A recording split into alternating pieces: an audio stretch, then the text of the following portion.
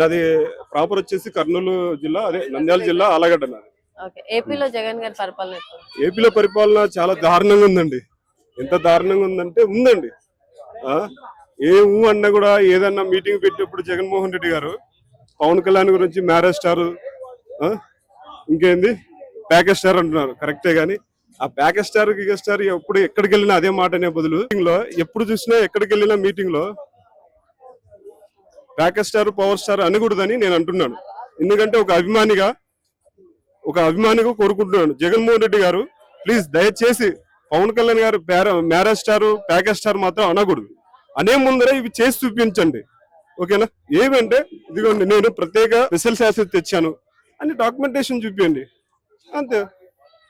ఏపీలో కొంతమందికి సీట్లకు టికెట్లు ఇవ్వలేదు. అవును, ఎందుకు ఇవ్వలేదు? కొంతమందికి ఇవ్వలేదంటే అది ఆయన, ఎందుకంటే కొంతమంది ఓడిపోయారు, కొంతమంది నానాక బూతులు తిట్టారు. ఏం తిట్టారంటే దారుణమైన తిట్లు తిట్టారు. ఇంత కొంతమందికి ఇదో వీళ్ళు పనికి వాళ్ళు అని ఆయనకు తెలుసు, ఎవరికి? జగన్మోహన్ రెడ్డికి తెలుసు. సో అందుకే సీట్లను ఏం చేశారంటే తారుమారు చేసేసాడు. ఎవరు గెలుస్తారు, ఎక్కడ గెలుస్తారు అనేది ఆయన చూసుకున్నాడు. రోజా గారి గురించి చెప్పకూడదండి, ఎందుకంటే ఆమె పబ్బులకు పార్టీలకు కష్టపడుతుందండి.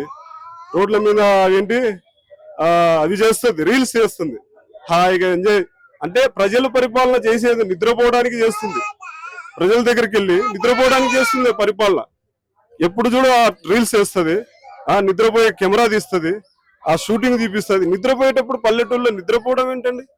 ప్రజలకు మేలుకొలిపే మాటలు చెప్పడము, ప్రజలకు సేవ చేసుకుంటూ వెళ్ళిపోవాలి. పబ్బులు పాటలు తిరుగుతుంది, ఆమె ఏం చేయలేదు. ఓకే, అక్కడే నగరీ వాళ్ళని అడగండి. ఇంతవరకు సీట్ ఇవ్వలేదు, పేరు అనౌన్స్ చేయలేదు కదా రోజా అనౌన్స్ చేయలేదు కాబట్టి ఆమె ఉండొచ్చు అనుకుంటున్నారు, అంతే. సో అనౌన్స్ అనేది మనకు రోజాకే వైసీపీ పార్టీ వాళ్ళే అపోజిషన్ గా ఉంటున్నారు కదా, చాలా మంది ఉన్నారండి. ఎందుకంటే అక్కడ అభివృద్ధి చేయడానికి పని ఆమె ఏం సెట్ అవ్వలేదండి. నగరీలో అడగండి, అభివృద్ధి ఏం లేదండి. ఎందుకంటే ఒక ఆంధ్రవాడిగా, నేను ఒక రాయలసీమ వాడిగా చెప్తున్నాను. నాది ఆలగడ్డ, రాయలసీమ నాది.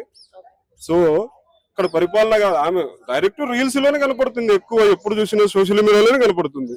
ఎక్కడన్నా నూతన సంవత్సరం వస్తే ఏదన్నా ప్రజల దగ్గర సేవ చేసుకోవడము కనిపించాల.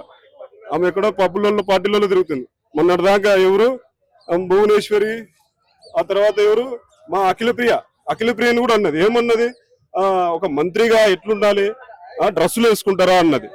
ఆమె డ్రెస్సులు వేసుకోవడం పక్కనెట్టేసి ఆమె పబ్బులలో తిరుగుతుంది.